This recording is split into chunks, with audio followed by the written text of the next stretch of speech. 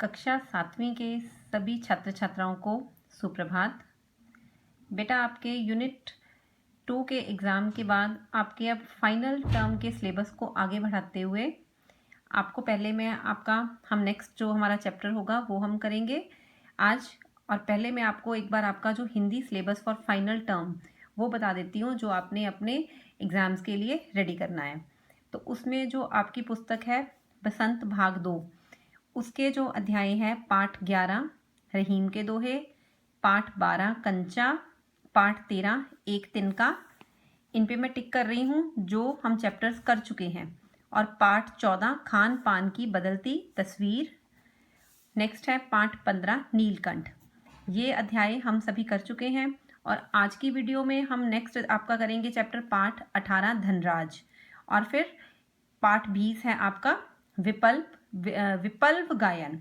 और जो आपका पाठ 18 है वो है संघर्ष के कारण मैं तुनक मिजाज हो गया धनराज। ये आपके बसंत भाग 2 जो आपकी पाठ्य पुस्तक है उसके चैप्टर्स हैं। और जो आपकी व्याकरण पुस्तिका है बच्चे, उसमें से आपके ग्रामर के सभी चैप्टर्स ही आपको फाइनल के लिए प्रिपेयर करने हैं, जिसमें यहाँ पर भाषा, लिपि, वर्ण विचार, संधि, शब्द विचार, अनेकार्थक शब्द, विपरीतार्थक शब्द से लेकर वाक्यांश के लिए एक शब्द, उपसर्ग, प्रत्यय, सभी परिभाषाएं, समास, कारक, सर्वनाम, विशेषण, संबंध बोधक, समुच्चय बोधक, पर्यायवाची शब्द, श्रुति संभिन्नार्थक शब्द, एकार्थक प्रतीत होने वाले शब्द, प्लस संज्ञा, लिंग, वचन, क्रिया, काल, क्रिया विशेषण और विस्मयादि बोधक। इसमें से हम ऑलमोस्ट सिलेबस जो कर चुके हैं और जो आपके 2-3 चैप्टर्स पेंडिंग हैं वो आपको अब फाइनल के लिए प्रिपेयर करवाए जाएंगे नेक्स्ट मंथ। और बाद में हमारी जो है इसकी रिवीजन चलेगी।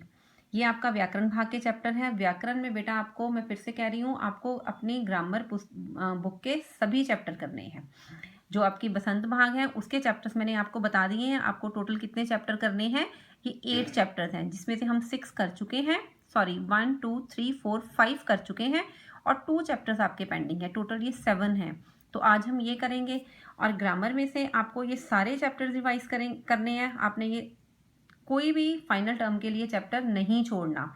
और जो आपका लेखन कौशल है, जिसमें अनुच्छेद, पत्र, संवाद लेखन, विज्ञापन, चित्र वर्णन और अपठित गद्यांश आता है, वो आपको जो नेक्स्ट करवाए जाएंगे अनुच्छेद पत्र आप वो करेंगे। और जो पहले करवा दिए गए हैं वो भी आपने फाइनल के लिए प्रिपेयर रखने हैं। और आपका संवाद लेखन, विज्ञापन, चित्र वर्णन और अपठित गद्यांश, इसका आपको एक क्राइटेरिया, एक मेथड जो आपको बताया गया है, समझाया गया है कि आपने कैसे लिखना है, ये इसके जो नियम हैं वो बता दिए गए हैं। तो ये तो आपको कहीं से भी आ सकता है। आपने अपनी ग्रामर जो आपकी बुक है उसमें से ये सभी आपने रीड कर लेने हैं कि कैसे आपको ये लिखने हैं। ये आपका लेखन कौशल का भाग है।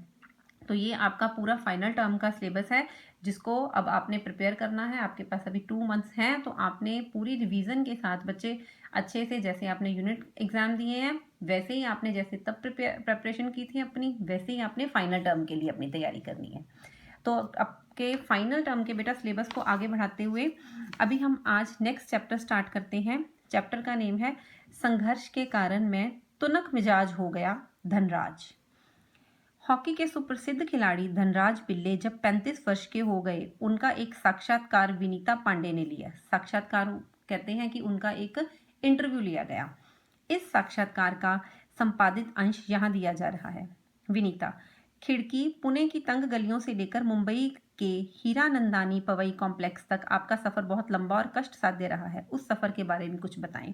धनराज पिल्ले से पूछ रही है।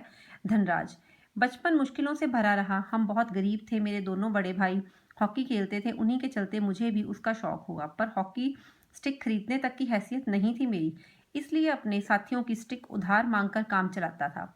वह मुझे तभी मिलती जब वह खेल चुके होते। ऑब्वियसली उसने किसी से मांगनी होती थी, तो जब वो खेल लेते थे तब वो अपनी हॉकी स्टिक देते थे। वह मुझे तभी मिलती जब वह खेल चुके होते थे। इसके लिए बहुत धीरज के साथ अपनी बारी का इंतज़ार करना पड़ता था। मुझे अपनी पहली स्टिक तब मिली जब मेरे बड़े भाई को भारतीय कैंप के लिए चुन लिया गया। उसने मुझे अपनी पुरानी स्टिक दे दी। वह नई तो नहीं थी, लेकिन मेरे लिए बहुत कीमती थी, क्योंकि वह मेरी अपनी थी।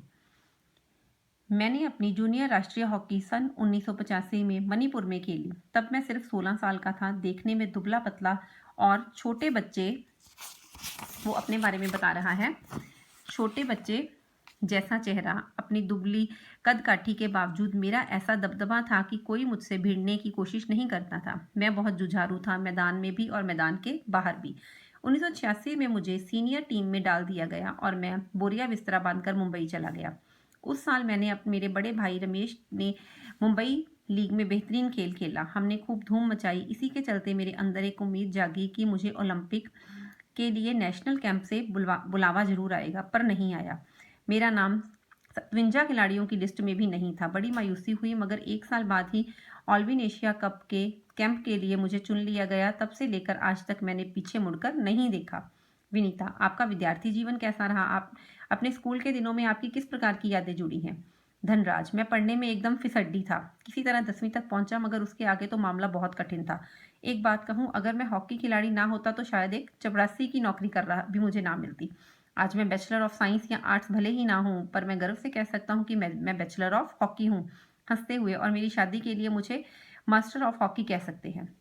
विनीता, आप इतने तुनक मिजाज क्यों हैं? कभी कभी आप आक्रामक भी हो जाते हैं। धनराज, इस बात का संबंध मेरे बचपन से जुड़ा हुआ है। मैं हमेशा से ही अपने आप को बहुत असुरक्षित महसूस करता रहा। मैंने अपनी माँ को देखा है कि उन्हें हमारे पालन पोषण में कितना संघर्ष करना पड़ा है। मेरी तुनक मिजाजी के पीछे कई वजह हैं, लेकिन मैं बिना लाग लपेट वाला आदमी हूँ। मन में जो आता है सीधे सीधे कहता हूँ, और बाद में कई बार पछताना भी पड़ता है। मुझसे अपना गुस्सा रोका नहीं जाता। दूसरे लोगों को भी मुझे उकसाने में मजा आता है। मुझे जिंदगी में हर छोटी बड़ी चीज़ के लिए जूझना पड़ा, जिससे मैं चिड़चिड़ा हो गया हूँ। साथ ही साथ मैं बहुत भावुक इंसान भी हूँ। मैं किसी को तकलीफ में नहीं देख सकता। मैं अपने दोस्तों और अपने परिवार की बहुत कदर करता हूँ। मुझे अपनी गलतियों के लिए माफ़ी मांगने में कोई शर्म महसूस नहीं होती है। आपके परिवार के लिए क्या अहमियत है? विनीता, सबसे अधिक प्रेरणा मुझे अपनी माँ से मिली। उन्होंने हम सब भाई बहनों में अच्छे संस्कार डालने की कोशिश की। मैं उनके सबसे नज़दीक हूँ। मैं चाहे भारत में रहूँ या विदेश में, रोज़ रात में सोने से पहले माँ से ज़रूर बात करता हूँ। मेरी माँ ने मुझे अपनी प्रसिद्धि को विनम्रता के साथ संभालने की सीख दी है। मेरी सबसे बड़ी भाभी कविता के लिए भी मेरे लिए माँ की तरह है, और वह भी मेरे लिए प्रेरणा स्रोत रही है। आपने सबसे पहले कृत्रिम घास एस्ट्रोटर्फ पर हॉकी कब खेली?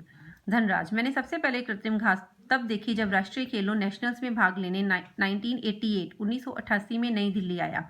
मुझे याद है कि किस तरह सौम्या और जोक्विम करवाल्हो मुझे एक कोने में ले जाकर कृत्रिम घास पर खेलने के गुर बता रहे थे, और जब वे बताने में लगे हुए थे, मैं झुक झुक कर उस मैदान को छू रहा था। मुझे विश्वास ही नहीं हो रहा था कि विज्ञान इस कदर तरक्की कर सकता है, जिससे कृत्रिम घास तक उगाई जा सके। विनीता, हर युवक का सपना होता है उसके पास एक कार हो। आपके पास अपनी पहली कार कब आई? उसने पूछा विनीता ने धनराज से। मेरी पहली कार एक सेकेंड हैंड अरमाडा थी, जो मुझे मेरे पहले के एम्प्लॉयर ने दी थी। तब तक मैं काफ़ी नामी खिलाड़ी बन चुका था, मगर यह कोई ज़रूरी नहीं कि शोहरत पैसा साथ लेकर आए। मैं तब भी मुंबई की लोकल ट्रेनों बसों में सफ़र करता था, क्योंकि टैक्सी में चढ़ने की हैसियत मुझ में नहीं थी। मुझे याद है एक बार किसी फोटोग्राफर ने एक भीड़ में से भरे रेलवे स्टेशन पर मेरी तस्वीर खींचकर अगली सुबह अखबार में खबर छाप दी कि हॉकी का सितारा पिल्ले अभी भी मुंबई की लोकल ट्रेन में सफ़र कर रहा है। उस दिन मैंने महसूस किया कि मैं एक मशहूर चेहरा बन चुका हूँ और मुझे लोकल ट्रेनों में सफ़र करने से बचना चाहिए। लेकिन मैं कर ही क्या सकता था? जो भी थोड़ा बहुत कमाता था उससे अपना परिवार चलाना पड़ता था। धीरे धीरे पैसा जमा करके बहन की शादी की, अपनी माँ के लिए हर महीने पुणे पैसा भेजना शुरू किया। आज मेरे पास एक फोर्ड आइकॉन है, जिसे मैंने सन 2000 में खरीदा था, मगर वह किसी कारपोरेटर हाउस का दिया हुआ तोहफा नहीं, बल्कि मेरी मेहनत की गाड़ी कमाई से खरीदी हुई कार है। सफलता का आपके लिए क्या महत्व है? हॉकी को आपने इतना कुछ दिया, इसके बदले आपको क्या मिला? कुछ रुपए इनाम में मिले थे, मगर आज खिलाड़ियों को जितना मिलता है उसके मुकाबले पहले कुछ भी नहीं मिलता था। मेरी पहली जिम्मेदारी थी मैं परिवार की आर्थिक तंगी को दूर करना, उन सबको एक बेहतर जिंदगी देना। विदेश में जाकर खेलने से जो कमाई हुई मैंने 1994 में पुणे में के भाऊ पाटिल रोड पर 2 बेडरूम का एक छोटा सा फ्लैट खरीदा। घर छोटा जरूर था, हम सबके लिए काफ़ी था। 1999 में महाराष्ट्र सरकार ने मुझे पवई में एक फ्लैट दिया। वह ऐसा घर है जिसे खरीदने की मेरी खुद की हैसियत कभी नहीं हो पाती। विनीता, सेलिब्रिटीज के साथ एक ही मंच पर बैठना कैसा लगता है? धनराज, बहुत अच्छा। जब हम राष्ट्रपति से मिले तब यह महसूस हुआ कि हम कितने खास हैं। हॉकी ही है जिसके चलते यह हर जगह प्रतिष्ठा मिली। हॉकी जो हमारा राष्ट्रीय खेल है धनराज पिल्ले का, उसमें इंटरव्यू यहाँ पर उसने साक्षात्कार लिया तो उन्होंने अपनी पूरी लाइफ के बारे में बताया कि किस प्रकार उन्हें हॉकी में प्रसिद्धि मिली और उनका जीवन किस प्रकार कठिनाइयों से बीता, परंतु फिर भी उन्होंने हार नहीं मानी। बेटा ये आपको जो लिखित रूप में आपको ये क्वेश्चंस जो हैं भेजे जाएंगे, ये आपने आपकी जो कक्षा पुस्तिका है उसमें लिखने हैं और आपको ये पूरे लर्न भी करने हैं, क्योंकि फाइनल टर्म के लिए आपको ये चैप्टर अपना प्रिपेयर करना है। तो ये आप लिखेंगे और चैप्टर को एक बार दोबारा से वीडियो भी देखेंगे और एक बार दोबारा से इसकी आप रीडिंग भी लेंगे। धन्यवाद।